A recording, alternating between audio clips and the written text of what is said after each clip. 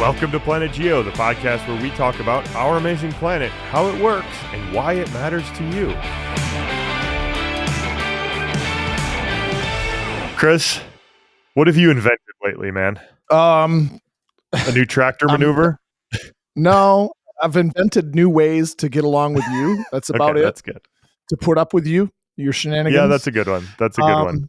Lauren Heerschap is had an impressive and very interesting and very inspiring career. I mean, this was a fun conversation. I got a lot to think about after this one. Absolutely. Jesse, you talked about how, Lauren Heerschap, she owns Brunton, and to any geologist that knows anything about geology really is probably really familiar with the Brunton compass. Yeah. It's so integral in structural geology and all that. You told a story in this interview about how you got yours. I got mine the same way. I won it. Oh, really? I won it in 1994, Jesse. I won a Brunton compass at field camp. Amazing. Yeah, I still have it. I love it. And when I get like riled up in front of my class, I just start feeling my like inner geology groove. I'll walk over to my drawer and I'll put it on. Yeah, you just start strutting around. I do. Yeah, I do. I'm like, you feel like where's a real my rock geologist? Hammer? And I'll put my rock hammer on too, and I'm just strutting around teaching about geology, and my students think I'm an absolute You feel like a real idiot. Geologist when you got your Brunton around. That's exactly right. I need my bucket hat, and then I'm good to go. Yeah, exactly. So Lauren Heerschap, I mean, trained as a geologist, has this very, very incredibly varied career.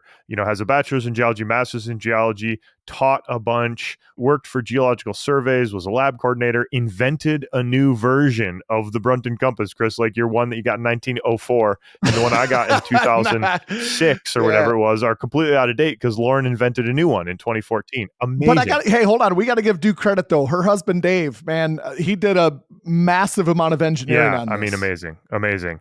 And so amazing story. Now they own Brunton. I mean, what a cool story. This is just an exceptional interview, exceptional story.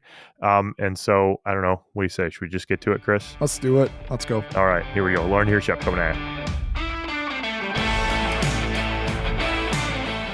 Lauren, welcome to PlanetGeo. Thank you very much for spending some time with us. Chris and I are both very excited for this conversation. So thank you and welcome. Yeah, thank you. This is going to be great.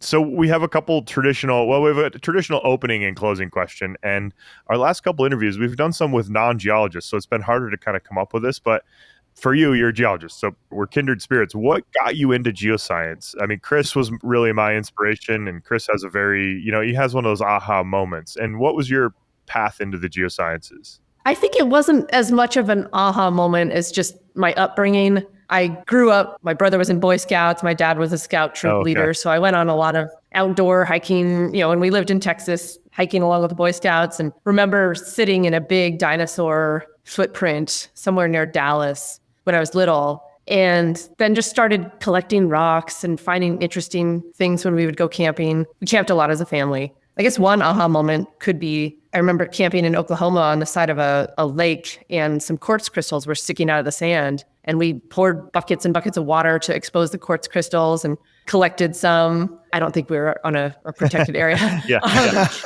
And I still have those quartz crystals to this day. That was going to be my question, as whether you had those. Because my PhD supervisor has a very similar origin story. It was a quartz crystal that he stumbled across on a hike in New Jersey or something. He still has the crystal and he brings it out every metamorphic geology class that he teaches. I TA'd that class for many years. And I knew when Tom Chaco was doing the origin story lecture, because students would come in all fired up about the quartz crystal. And I have my one rock, that's the origin rock. And so it's nice that you have it. But the dinosaur footprint, that's amazing. You were like sitting in the depression of a footprint. Yeah, and I actually dig out that photo. I'm sure my parents have it somewhere. But yeah, I don't even remember the name of the trackway, somewhere near Dallas. But then we moved to New Mexico, and really most of from like age 9 onward, I grew up in Los Alamos, New Mexico, which is, on the flanks of the Valles Caldera, just amazing scenery. You're living on and around geology. You can't get around it.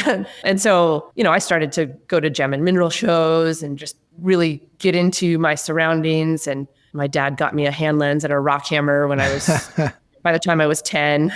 And so, I think just living in that terrain, that environment, having such colorful, beautiful volcanics all around kind of became part of my blood. So you grew up in Los Alamos, is that what you said? Yep. I mean, okay, so being a geochronologist, we all kind of like the Manhattan Project and all the origin stories of nuclear things. So was that part of your upbringing in some way or science in that capacity? Yeah, I mean, my first job as a teenager was working at the Historical Society in Los Alamos, like documenting photos of the ranch school. It's basically the ranch school got kicked out when the Manhattan Project moved in and said, we're going to take over this entire town. So I've always enjoyed the history of the town too. And my dad worked at the lab. He grew up around parents of your friends, so you can't even ask what they do. Yeah, right. Oh, so interesting. You're wondering what they're doing. But yeah, and then my college summers, I worked at the lab. Los Alamos, in its history and its current, it's a very unique community. It always has been, probably always will be.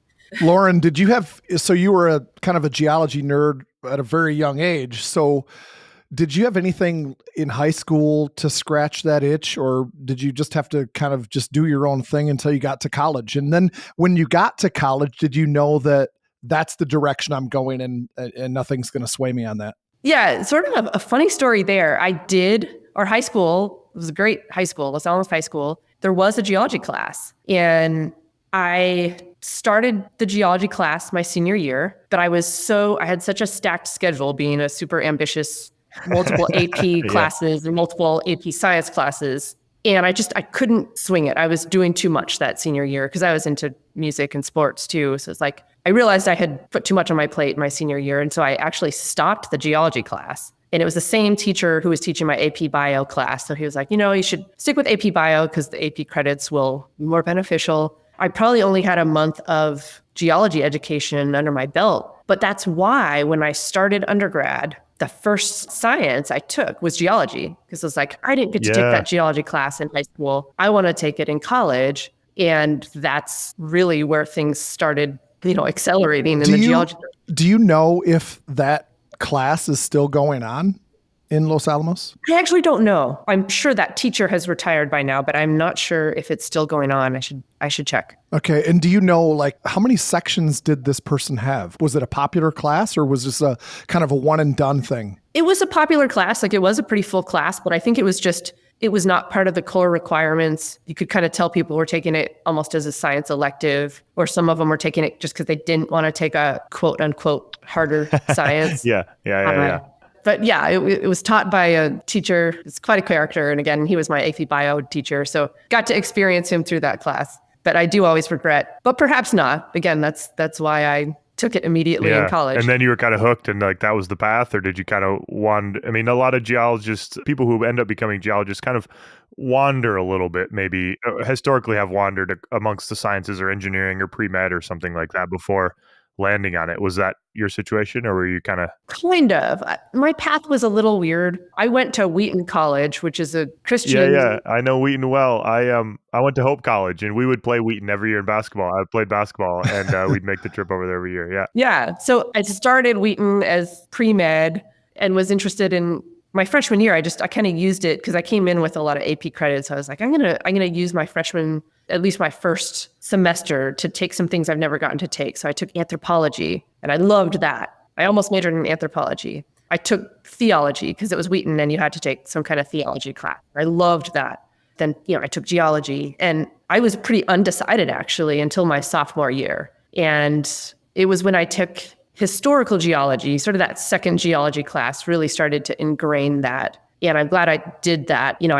The professor of my freshman geology class, Jeff Greenberg at Wheaton, I'm still friends with him. He's one of those mentors that he reached out to me and said, you should major in geology. Oh, really? Among this 100-student class. It was one of Wheaton's bigger intro classes. And I said, oh, wow, I wasn't even perhaps thinking about majoring. I just took it because it sounded like a fun class. It's a small enough campus. You keep running into him. And even after that first semester, you should take historical geology, next semester. So yeah, I took that second class, and that's really what started to, I really do enjoy this. But funny enough, I did major in theology. Oh, really? Also. Oh, double major. I was a double major at Wheaton, kind of following those dual paths because I was interested in both. So, Lauren, can I ask, Los Alamos and Wheaton are a long ways away. How did you end up at Wheaton? And then I have a follow-up question to that I want to ask. Yeah. So my brother went to Wheaton, and he's 3 years older than me. And just through visiting him and seeing the campus and liking the smaller nature of the school, I liked it. And my parents were very psyched, I think, to not send their daughter to a party school. Right. A big monster, 40,000 person, party school. Yeah. Totally. Yeah. Like a little bit of a protective parenting instinct there. At the time, I was choosing between Northwestern and Wheaton. It's like, well, I need some Wheaton. Yeah. And then can I ask, and this is something that Jesse and I have talked a lot about, because he went to Hope College. It's kind of a similar, kind of vibe. How did Wheaton deal with the merging of, let's say, historical geology and theology? Was that at all a conflict or with the college or maybe with you? It actually was the opposite. I left high school. My AP Bio paper or project, my senior year in high school, was my attempt to refute evolution. And so, keep in mind, it's the same high school teacher who taught the geology class. And he gave me a good grade on the paper, but he wrote, this is the biggest load of baloney I've ever read. That's funny. Well, at least you had the spunk, though, to try it, to like... Yeah, so I like in high school, the high school me thought that was an inherent conflict and that I had to prove something or choose a side. But when I got to Wheaton, it was, the anthropology professor, geology professor and programs within one semester helped me sort of unpack that or untangle that, what I thought was an inherent conflict, and just be okay with both. And I think that's why I pursued theology and geology, because I was like, I enjoy walking what others might see as a conflict. Yeah, so Lauren, that's such an interesting point. And we've never really kind of broached this part, I suppose, Chris. And Chris and I grew up in the same town. Well, actually, Chris grew up in the town he now teaches in. So, this is a largely religious community. I mean, not everybody, certainly, but it dominates. And Hope was the same experience. And I had the same sort of mindset you did. I felt that there was a conflict starting at college. And then in graduate school, I've met religious geologists, very, very devout religious geologists of all religions. And there's really no conflict. There's no internal conflict among anybody. And so it's just kind of one of these it's not a problem kind of things. So anyway, I have a very similar experience with that. That's so interesting. Yeah, that's cool. I think it helped me to study more theology and more sort of biblical history and interpretation, to learn that Genesis, for example, was not intended to be a historical text. At least the first few chapters weren't meant to be a scientific description of how the world was created. Just learning the different genres, learning more about the Bible actually helped me be more comfortable with science and geology. And then you're right, just having mentors and learning about the huge number of scientists that are also Christians or just religious in general helps a lot. Yeah. No, definitely. And this is something Chris experiences every year in class. He experiences, I think, probably, young versions of Lauren writing, just discussing it. And, for sure. Right, Chris? Yeah, I know who you are, Lauren. Yes. You're seeing. Yeah, exactly. Okay, so that's very interesting. I did not expect to get into this aspect during this conversation, but Lauren, leading up to where you are now, you've had a very varied career in geoscience, from like lab manager to teacher, instructor. You worked for Geological Surveys, inventor, and now CEO of Brunton, a company that if you have a geology degree or you're anywhere, if you know anybody with a geology degree, you've heard the word Brunton before. It's like Kleenex, right? Like the company brand is the item. I have a Brunton, you know what I mean? I'm so interested in how... I'll try not to have a rambly question here, Chris, for you, but you're doing a really good job. So far, I haven't even tried asking a question, but here's the question. Cow.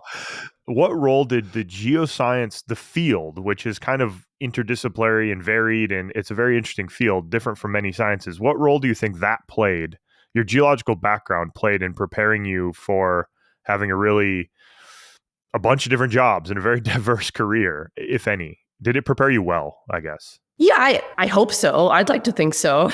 The fact that just a nod to the liberal arts education that Wheaton was and that many, many schools are, I appreciated the liberal arts undergrad experience and what it motivated me to learn, not just in the classes that it made me take, but just the overall mindset of liberal arts education and lifelong learning. And I think I always approached my education not with a career in mind, but with just the joy of learning, as cliche as that might be, just really honestly like taking classes that I wanted to take and learning things I knew I would enjoy, and realizing that geology was a cool mix of things I enjoyed, and also being outside, getting to be outside. So I think that my undergrad education formed a good foundation.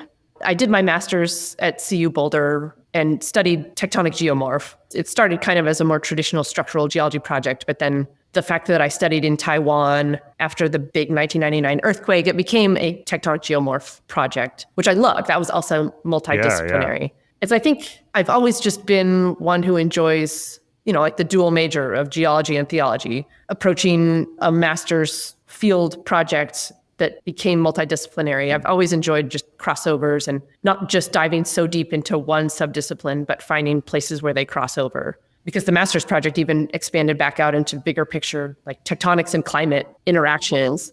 So I think being one who I've always enjoyed seeing things in different lights and studying different disciplines at the same time has made me comfortable with this career path that's been pretty windy. Again, I didn't really have a career path in mind. I think for a while I thought, I'll be a professor in academia, but I didn't pursue a PhD because at the time I was psyched on education. And that's when I taught for a while. I taught middle school. I taught at a high school program in Switzerland. Then I just got involved in interesting directions. I worked for the Colorado Geological Survey and really enjoyed that aspect of serving a community, serving a state through hazards analysis and land use work.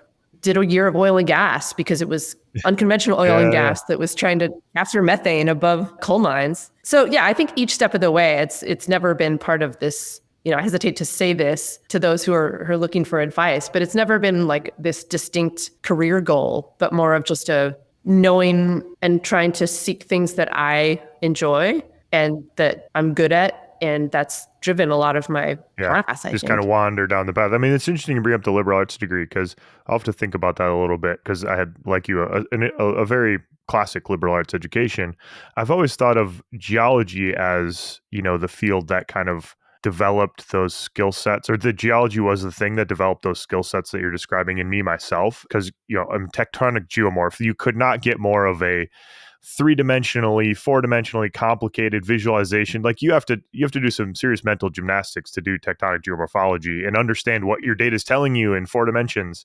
But the liberal arts education certainly probably plays a role too, at least for me internally. I'd have to think about that, but the two go well Lauren, hand in hand. Sorry, Chris. No, I love your take on just the liberal arts education, your nod to that, and your just philosophy, kind of like, it seems to me you just want to learn for the sake of learning. You're curious and you just get after it. And I love that. I feel like that's me.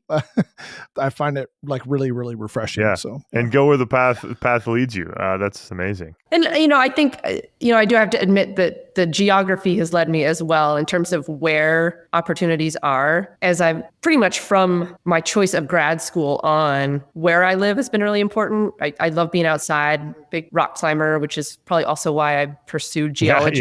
Yeah. I was a climber before I was a geologist, actually. As a teenager. Why does this rock have so many great cracks in it to climb versus the other one? Yeah. Exactly. Yeah.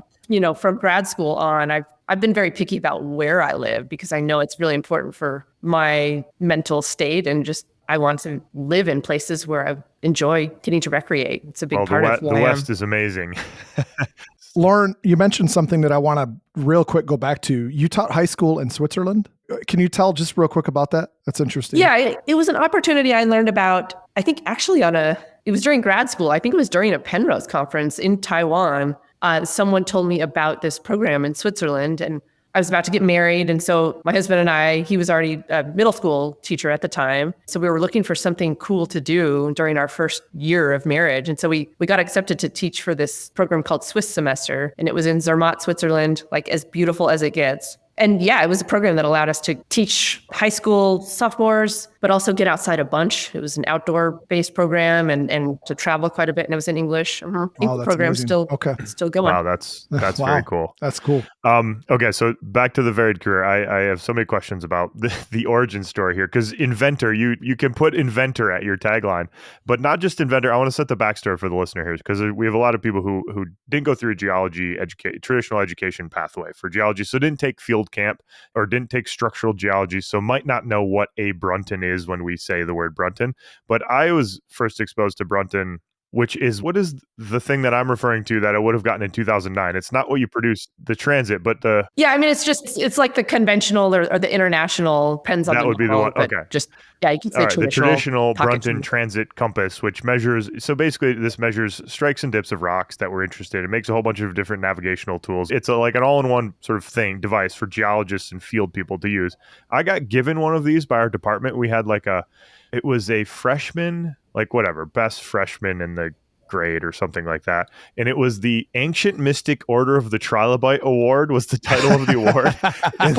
And so I have this on my CV, and every time I send my CV somewhere, they're like, what the hell is the Ancient Mystic Order of the Trilobite Award from 2006? I was like, oh, that's just a dumb departmental award. But I got a Brunton. I got a free Brunton out of it, which was, that was the gift for it, was a Brunton International Cup. So that was my first real exposure, and then we did field geology and used it and made measurements and all this kind of stuff. And then literally every field geology class I've ever taught, either students buy their own, or you have a whole bunch of Bruntons that you bring along, and each student gets their own. They got to sign it out because they're making so many measurements in the field. Like, it's such a fundamental and really age-old tool in geosciences.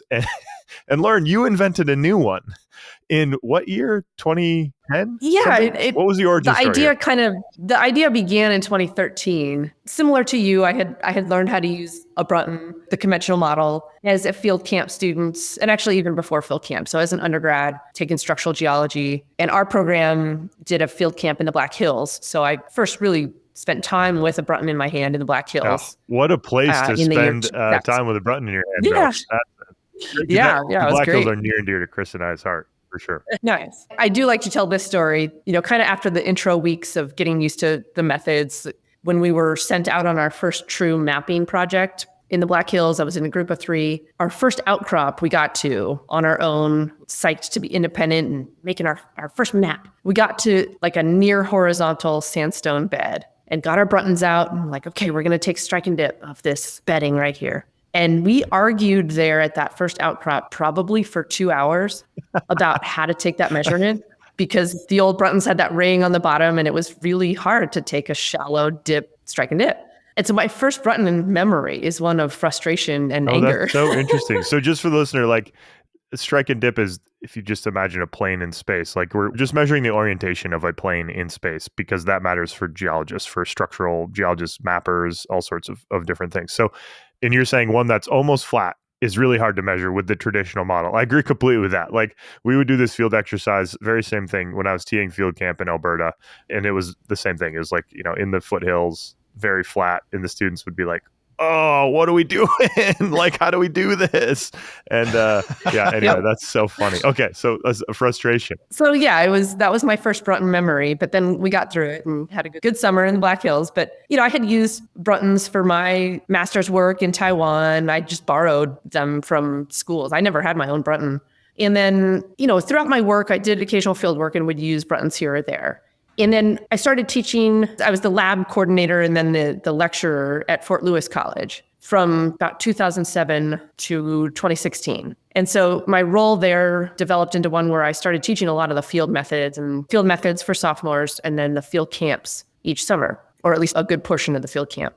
And I remember it was 2013. It was the field methods class for sophomores. And I remember it was really one particular day and one particular outcrop. It was the day where, again, I was kind of trying to let the students loose on measuring it independently, like taking their own strikes and dips and their own trend and plunge of lineations. And so there was this boulder I had them gathered around before I let them loose. And it had fantastic slicken lines on the Dakota sandstone. And so there's this beautiful flat surface. We practiced measuring the plane, the strike and dip of the plane. And then we practiced measuring the trend and plunge of the lineations. And at that moment, as soon as I let the students go, I stayed at that boulder because I had a spiral notebook in my hand. I remember placing that on the rock, wishing that a Brunton could take strike and dip just like the spiral notebook configuration. Like when the spiral notebook top page was horizontal, the spine of the notebook was a long strike. Okay, like the hinge, like open it partially and then, okay.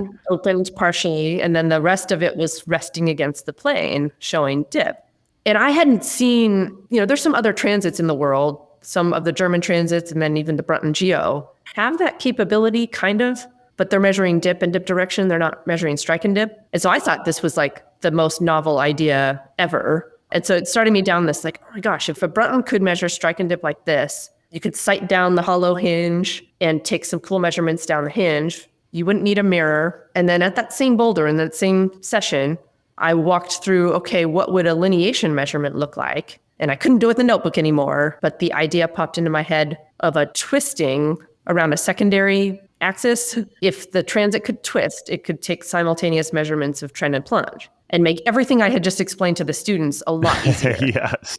Because I was having students, even in field camp or at the end of field camp, who couldn't explain to me what they were doing when they would take a measurement. It's not super intuitive with the conventional Bruntons. And a lot of them would just be way off in what they were saying or what they were doing with the compass. And so this idea popped in my head that made those measurements more intuitive and more efficient. Like it cut down on what the measurement would entail. So I let that idea kind of stew in my head as the semester got busier. It wouldn't leave me alone. It's one of those ideas that just wouldn't leave me alone. So by Christmas break, I was trying to make little cardboard models. And it's like, I finally just bothered my husband enough. I said, look, you've got to help me make this. Let's see if we can actually make this idea happen. And so he used it as an excuse he's always been handy and has been a carpenter. So he tried making it out of wood. It was a little too clunky, literally. So he's like, okay, what I need is a mill. So he bought an excuse to buy tools. I'm familiar with this. Yes. Okay, excellent. Moved that into the garage that winter, taught himself how to work aluminum. And he, by the end of the winter, we had 3 functional prototypes of this idea that really did work. He helped me make the geometry actually work out. And one of those prototypes, we had run out of the aluminum block, but being climbers and also seeing all these shavings of aluminum on the ground, we made a forge and we melted carabiners and formed another block we could mill out of. And we anodized, we had these acidic acid baths, these electric acid baths in our garage. Very strange winter, but we came out of that winter. This is amazing. I love this story. This is a great visual. Lauren, were you working for Brunton at the time? No, I was at Fort Lewis College and Dave was at a charter high school in Durango, Colorado. Okay, so we were still full-time teaching at the time. At what point then did you work for them? And is that why you decided to do that? So we taught for several years after that point. We had these prototypes. We knew we needed to patent it to protect the idea. Then we tested it out with some field camps the following summer, and it was a hit, especially with more complicated measurements like full geometries or like with students who weren't getting it with the other models. And that was back in the Black Hills in particular. We kept our teaching jobs. We kept teaching, but we contacted Brunton that fall. So now that was exactly almost to the day of today, exactly 10 years ago. So we got a hold of a human at Brunton, and their headquarters at the time were down in Boulder. Manufacturing has always been here for 50 years now, here in Wyoming, but the headquarters were down in Boulder, Colorado at the time. So we drove up and had this like Shark Tank session with management of Brunton at the time to see if they liked our idea. They kind of had indicated that they were been trying to find the next good idea, and we just walked in the door with it. Oh, amazing. Okay, so this was not like a confrontational meeting. It was like mutual. No, it was like nice. Okay, very cool. Yeah, we realized that it was a good idea. Obviously we wanted our invention to succeed, but we couldn't just make it in our garage. I think we were faced with that decision of like, do we keep teaching and just try to maybe license this or sell this idea to Brunton, or do we completely uproot our lives and just try to compete against Brunton? We decided choice A would be to see what Brunton thought of the idea. So, we had signed NDAs and everything. Interesting side note, though, Brunton didn't have a geologist on staff. And so we actually had to teach their leadership, the folks around that table, we had to teach them how to use the conventional model so we could show them the benefits of our model. That's so interesting. Wow. Okay. That's actually really cool. I bet it was really eye-opening for them, right? Because they probably struggled with using the conventional one. Everybody does. Yeah. So I think maybe it was helpful because they could immediately see the benefits. But everything kind of moved slow. Nothing was overnight. And so it took about a year for that licensing. What we ended up doing is licensing the patent to Brunton so they could manufacture it here in Riverton, but we owned the patent. And we wanted to stay involved. And so we started coming up here to Riverton to work with the team here at the manufacturing facility. And that's where we started falling in love with Wyoming. And as climbers, Lander is a huge hub for rock climbing, and the Wind River Mountains are an incredibly awesome mountain range, still very wild and fantastic terrain. So we thought, okay, let's take sabbaticals. We'll spend a year up in Wyoming, really try to launch what then we had named the Axis Transit. At first, it was the plain sight compass, but we needed to shorten it. So the Axis is a good one. The Brunton version became the Axis Transit. Another axis to manipulate for the measurement. That's nice. Okay, good. Yeah. So we thought we would just be up here a year and just help launch the product from 2016 to 2017. But we're still here.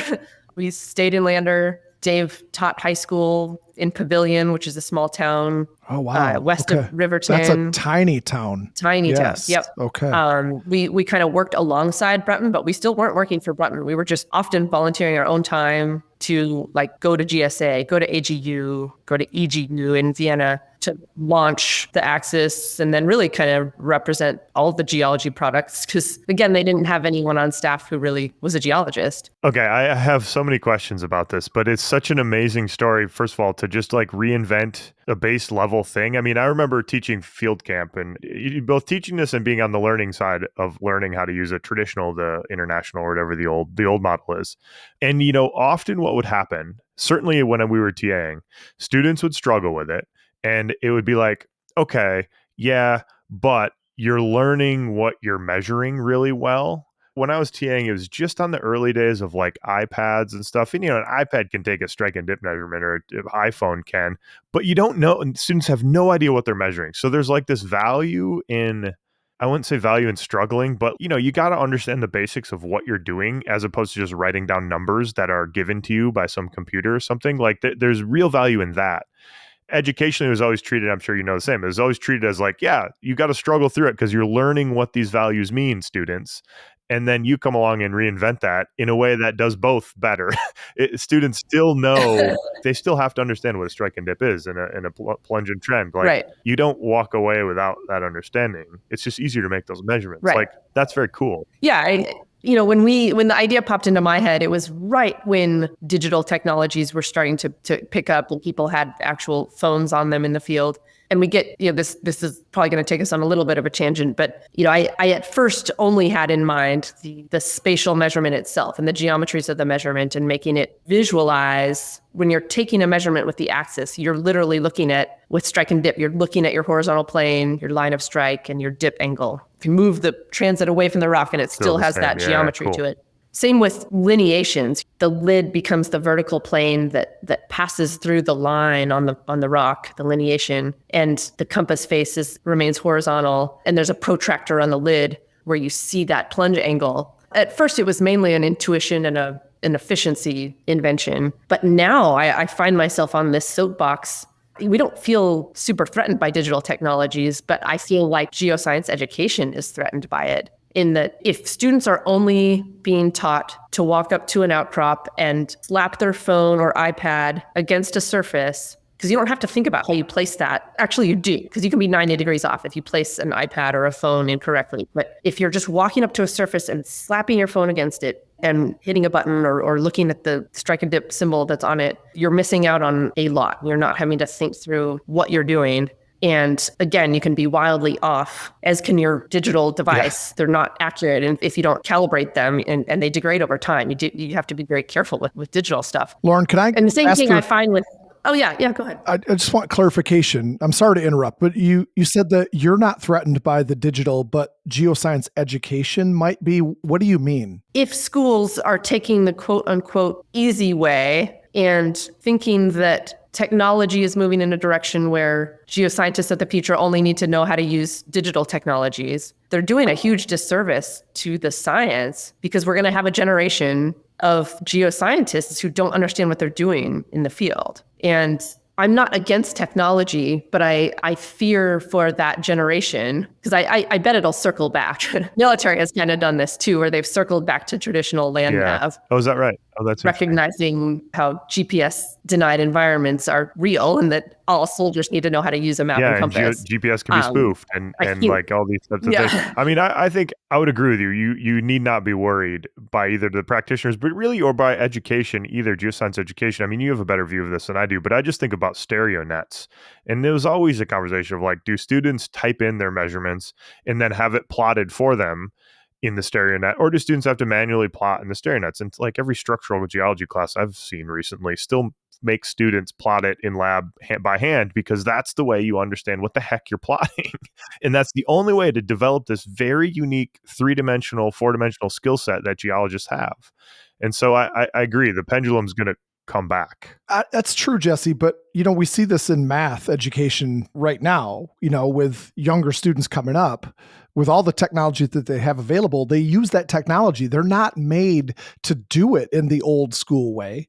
And so they don't understand how math works. Oh, interesting. Yeah. And I fear that I'm not going to pretend to be an expert on AI, and I don't want to overstep my knowledge, but I fear for a lot of disciplines in that you jump to conclusions that the digital technology or the latest and greatest is more authoritative or better or more accurate. Yes, it might be more quote unquote efficient, but the point of education is not just to do something the fastest, it's to learn what you're doing and to understand what you're doing. And it's not how fast you can write a paper, it's to learn something. And the same with field geology. Like the broader concept or discussion here could be about field geology in general, or field camps, the importance of field camps or core field skills still being taught. Like we all know, a very small percentage of students are going to become field mappers as their careers. Those who, in my opinion, are lucky. Definitely. The lucky ones might get to find those careers. But the point of field camp is to teach those 3-dimensional and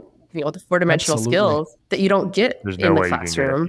And like the synthesis skills that you don't get studying one topic. You're bringing it all together in the field and thinking on your feet, taking measurements. And the last thing I would want to do is get outside and mess with an app and stare at a screen when I can be interacting with the actual medium and the actual. That's true. Put the thing away. Jesse, and I agree completely. Jesse, do you see this? Because you teach field camp right now. I mean, in fairness, I haven't taught much field camp. I was just in a conversation actually yesterday about maybe developing an igneous and metamorphic field exercise in the Tetons. So anyway, cool. I might be teaching it again this year, but we just had I wouldn't even classify it as a vibrant discussion. We had a short discussion about the future of field camp, and universally it was like, we got to have it. For geoscience majors, they got to do some aspect of field camp. Now we need to make it accessible. People who physically can't do it can, there's optionality for sure, open it up and make it more accessible to those with various disabilities, et cetera. But, you got to have that. You got to go out in the field. You got to think about data. You got to put it in context. You just got to be struck by the scale of geoscience and visualize mountains moving over hundreds of millions of years. Like that's a skill set you got to have. And it was actually, I don't know if it was unanimous, but that was the majority view amongst the faculty. And that was like a pretty easy decision. So that made me feel good about that, I guess, about that aspect. I mean, it's still, I think it's the NAGT that does the occasional, or perhaps it's AGI. Again, I don't want to misquote, but when employers are surveyed about the skills they want in the geoscience workforce, it's usually GIS and field skills. So that's exactly right. I agree completely. And, I wrote a big grant that got funded in part because I was going to do a bunch of that field training is essential. And look, I surveyed a ton of employers from environmental consultants down to exploration companies, and they're all like, field thinking, just being able to function in the field and think about that spatial time-based reasoning that geologists who have a good field background come away with is really important. So, Lauren, at risk of running through, this is such an interesting conversation. You have such a depth of knowledge across a huge amount of fields that overlap perfectly with Chris and I's interests. So we're going on all sorts of little tangents here, but you are now the owner, and you and your husband you're the CEO of Brunton. What was the decision to buy Brunton? When that was offered, I'm guessing it was like, hey, we're going to sell Brunton. Yeah. How does that happen? I need to know this. Did you go home and have a beer and we're like, oh my gosh, what are we doing? Or were you like, done, we're doing it? What the hell is going on here? This is, I want to hear the long story about this. Okay. It's such a, I mean, just this is such a cool story. Like, this is just an amazing, amazing story to now be owner and CEO of Brunton. It's totally cool. Thanks. Yeah, it is kind of a weird, I think if I were to jump out of my life and then like jump back in right now, I'd be like, whoa, what am I doing? What would master's students, Lauren, be thinking when you're like using a measurement tool and, you know, doing your master's thesis, and they'd be like, you're going to own the company that makes this thing one day, you know? That's amazing. Yeah, it's been a weird journey. So kind of picking up where I left off, we moved up to Wyoming 2016. And after a few years of teaching, the engineer here at Brunton, so we were still interacting with Brunton quite a bit, but we weren't employees of Brunton. The engineer, Hank Iden, his health was starting to fail and his eyesight was starting to fail. And as we worked on the launch of the Axis, we got to know him really well, and we realized this. And so Dave actually was given the opportunity to overlap with Hank and move into the engineering position. Again, even though my husband had never taken an engineering class, he was a self-taught, he knew CAD, he knew SolidWorks. He had treated a lot of his physics classes at the high school level as physics engineering classes, like big project-based. He had high school students designing all sorts of stuff in CAD before they actually made it physically. Very cool.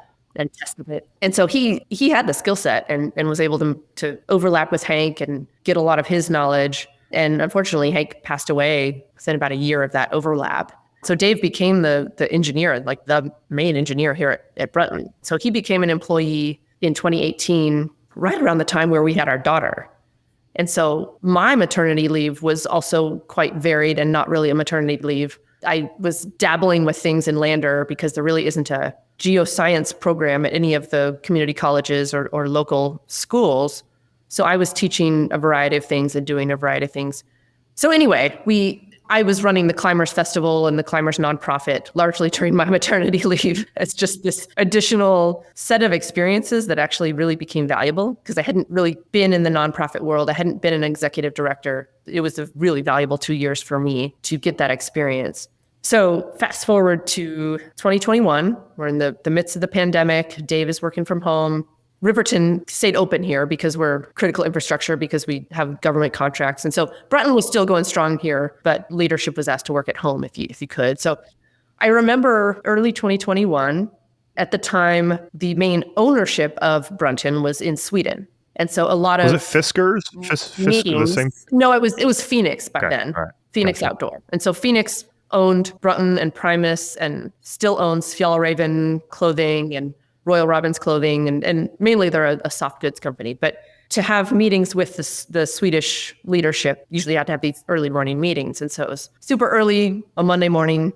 I'm dealing with our daughter, and I hear Dave and the Brunton CEO at the time calling in from Sweden. And I overhear, "Dave, I have a question for you. What would you and Lauren think of buying Brunton?" It's like literally. You overheard that? Oh my goodness. Literally. Talk about your ears working up. What did you think right there? Did you get excited or did you get scared? So I eavesdropped. I wasn't invited to this meeting. I sat on the stairway and listened to this meeting. And essentially the CEO had been sent on a path of kind of doing his due diligence because the owner of Phoenix had said, "I would sell Brunton if you find the right owners, the right buyers." And the CEO was concerned that if it fell into the wrong hands, it could be, who knows what would happen to Brunton. It could be moved overseas to China. It could be altered. It could be just turned into something quite different, or it could just go under. And he really cared enough about the brand to actually broker this deal for the entire year with us. It took us the whole year of 2021. And in retrospect, really appreciate the time that he took to caretake the deal to make sure it happened. But yeah, so I overhear this whole conversation that basically sends us on this weird, surreal. Yeah. We had always in the back of our minds thought, Brunton would operate so much more efficiently if it didn't have the structure that it does, like the Swedish ownership and the Boulder, Colorado, North American headquarters and warehouse and the manufacturing in Riverton, Wyoming, 3 different locations for what really is actually a small operation. It was just so inefficient. So in the back of our minds, we were like, someday, wouldn't it be fun if we could take over? Oh, really? Okay. So you had, obviously the deal takes a long time, but when the Zoom call hangs up, you and Dave, is it this is a cool opportunity, we got to pursue it at all ends kind of feeling, or was it more? It was a quick, pull out a big piece of paper and make a pros and cons list. Yeah, I would imagine. That's how we've tended to make big life decisions. The pros definitely outweighed the cons. And so, yeah, I mean, within the day, we were like, okay, we can't not do this. I mean, that's so cool. And now, now Brunton's led by a female geologist for the first time, American-made, high-end manufacturing company. How many employees does Brunton have now? Do you have? We have, ballpark? Right now, we have about 28. Yeah. So how's it going?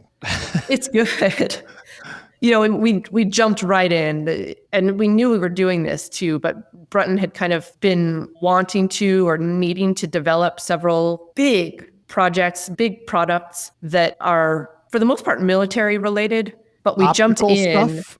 No, one is an illuminated version of the transit, which the transit, by the way, is also used by artillery teams. Exactly the Brunton that geologists are used to using. The green version of it with a slightly different dial is the most precise way to aim a mortar. And so it's far more precise than a digital device and is used in all settings. And so we have government contracts for that and for other compasses, just base plate compasses. So to illuminate that was something Brunton had needed to do for a while. So we jumped straight into pouring all our innovation capital, which was just really time, into that. And then the last 2 years have been a huge endeavor in developing a new type of, for Brunton, it's not a new type of compass, but the main traditional soldier's compass is something we're working on. And Brunton had been working on for a long time. And so we jumped straight in.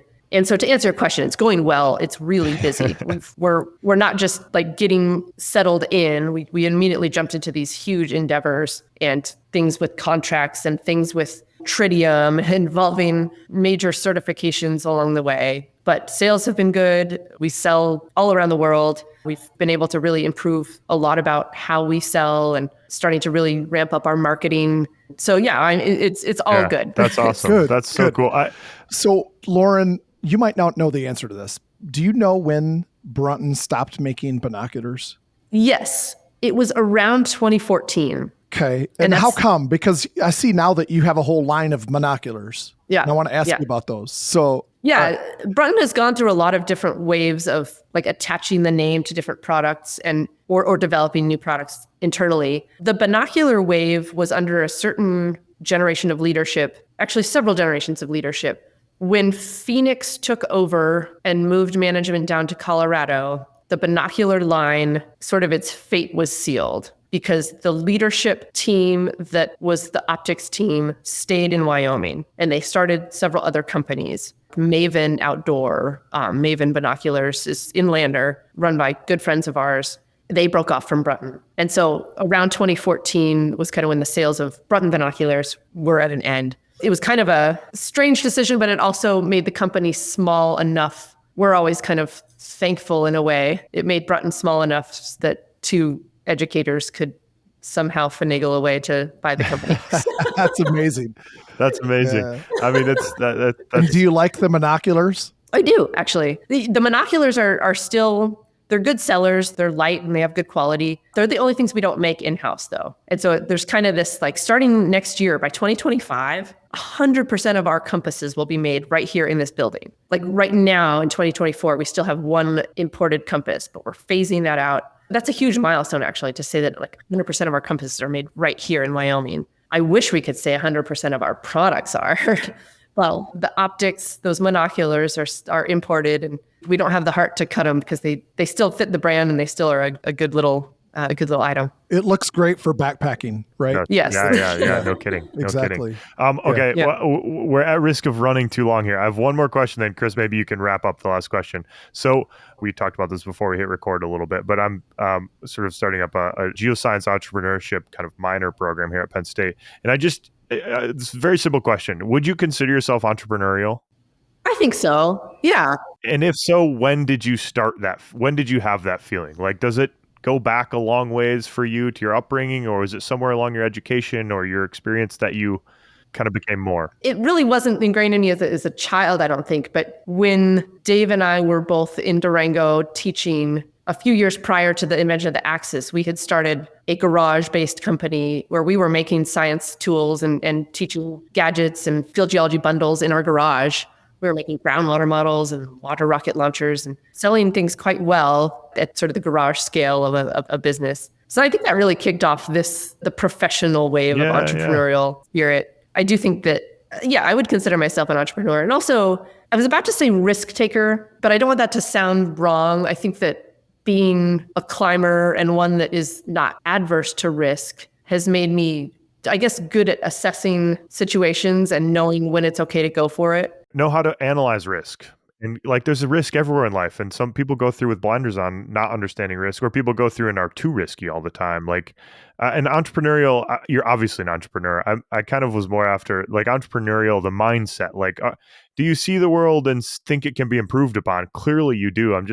It's so interesting to me when this happens, because for me, it didn't happen until, even after graduate school, even though I think research is fundamentally kind of an entrepreneurial activity in many ways. You're always evaluating risks and benefits and pros and cons and things like that.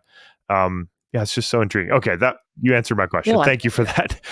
Chris, maybe you could take us out here. All right, Lauren, we always ask this question, and you can take this however you want. You can go wherever you want in direction, but what has been your best day as a geoscientist? Oh, gosh.